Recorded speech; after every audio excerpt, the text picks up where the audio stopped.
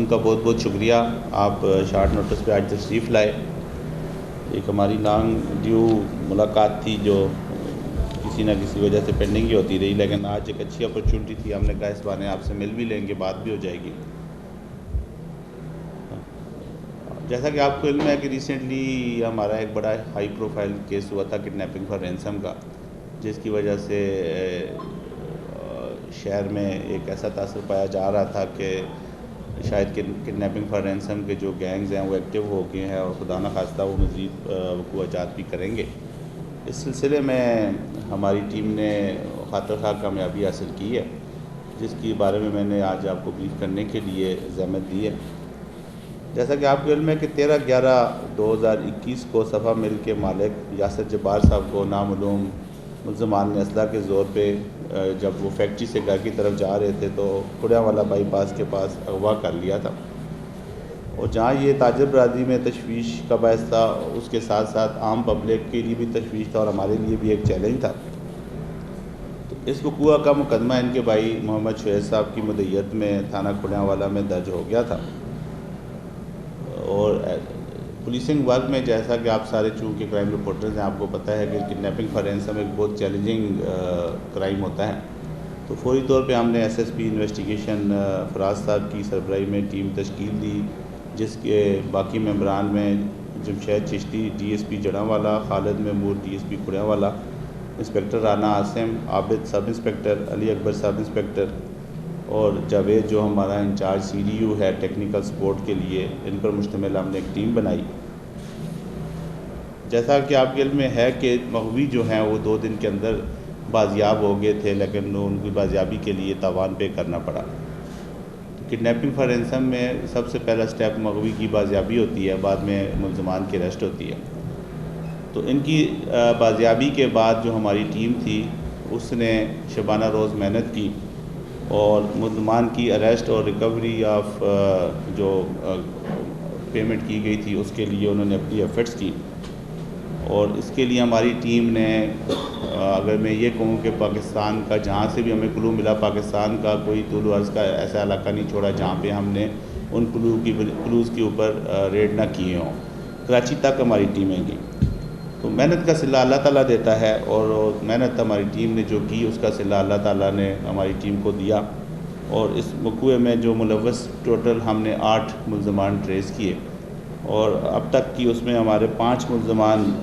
جو ہے وہ اریسٹ ہو چکے ہیں، اور جو رینسم کی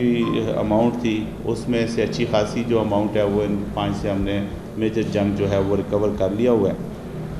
تو ابھی ان کی ہماری تفتیش جاری ہے، مزید جو 3 بندے رہتے ہیں تو ان کے لیے ہماری ٹیم کی جو کوشش ہے وہ جاری ہے، انشاءاللہ جلدی وہ بھی ہمارے شکنجے میں ہوں گے۔ تو اگر اس سلسلے میں آپ کو کوئی سے کویسچن ہے، میرے ساتھ تشریف رکھتے ہیں یاسر صاحب جو مغوی ہیں، ان کے جو کزن ہیں وہ بھی بیٹھے ہیں، آپ نے کوئی ان سے کویسچن کرنا ہو، کوئی ہم سے کویسچن کرنا ہو تو ہم حاضر ہیں۔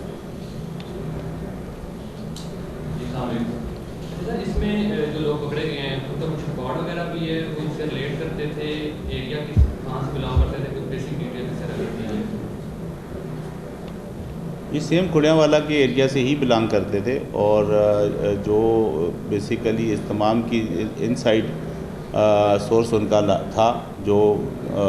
ان کی پوائنٹیشن جس نے کی اور جس نے سارٹ آف یہ کہہ سکتے ہیں کہ بیٹمنٹ کرائی، تو وہ ان کی فیکٹری کے اندر سے ہی لوگ تھے، وہ اریسٹ ہو چکے ہیں۔ سر کچھ عرصے سے فیصل آباد میں وارداتوں میں بہت اضافہ ہو رہا ہے، جن میں مرڈر بھی ہو رہے ہیں، زخمی بھی لوگ ہو رہے ہیں، یہ اوپر نیچے تین واقعات پیش آ گئے، پورے والا میں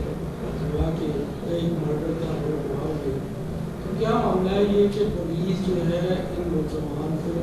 جو گاڑی آتا ہے ان کو پکڑنے میں ناکام کیوں ہے؟ یہ جیسا کہ آپ کے علم میں ہوگا کہ جو فیصل آباد ہے یہ ٹریڈیشنلی دونوں طرح کا کرائم ہوتا ہے، کرائم اگینسٹ پرسن بھی ہے، کرائم اگینسٹ پراپرٹی بھی ہے، اور کرائم اگینسٹ پرسن جو ہے وہ فیصل آباد میں ہمیشہ سے روایتی طور پہ زیادہ رہا ہے، اور مرڈرز کی ریشو پنجاب کے کسی بھی دوسرے شہر کی نسبت یہاں پہ زیادہ ہے۔ تو اس کے لیے جو ہمارے ہیں جو ٹیمیں مرڈرز کے موسٹلی جو کیسز ہیں ہمارے ورکڈ آؤٹ ہیں اور ان میں اریسٹ ہوئے ہیں، جو آپ نے کھڑیاں والا کا بتایا اغوا کا، تو یاسر صاحب کا اغوا ٹریس ہو گیا، بندے ہم نے پکڑ لیے ہوئے ہیں۔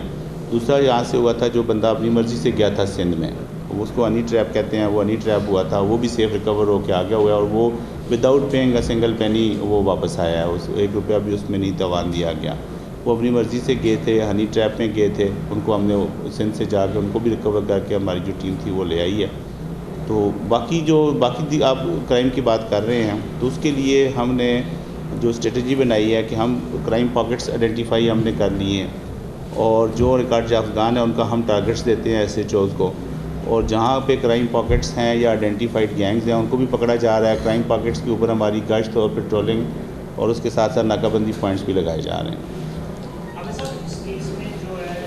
تاوان کی رقم دینے کے بعد پولیس حرکت میں آ رہی ہے، کیا پولیس پہ جو مقبول تھا ان کو اعتماد نہیں تھا، یا انہوں نے بتانا پسند نہیں کیا کہ تاوان دینے کے بعد پولیس کے پاس؟ جی بالکل، آپ کی جو امپریشن ہے کسی نے آپ کو غلط بتایا۔ پولیس شروع سے ان کے ساتھ تھی، اور پولیس کی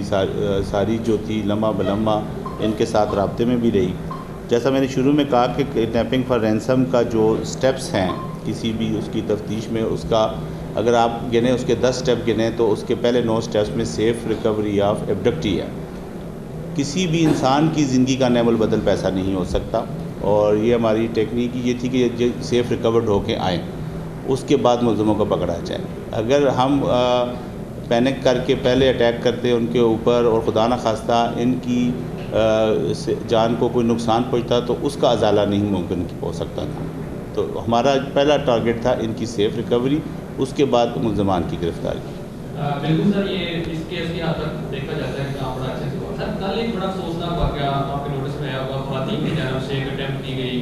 انیشلی بڑا کوئکلی رسپونڈ کر کے دکانداروں کو ہی جو ہے گرفتی کر کے مقدمہ بھی درج کر دیا گیا۔ اب چیزیں مزید اس کے اندر سامنے آ رہی ہوں گی، آپ کے نوٹس میں بھی آئیں گی، اس پہ اب مزید کوئی کارروائی کی جائے کہ ان خواتین کے خلاف جنہوں نے اس طرح سے پروپوگیٹ کیا سارے میٹر کو؟ اچھا،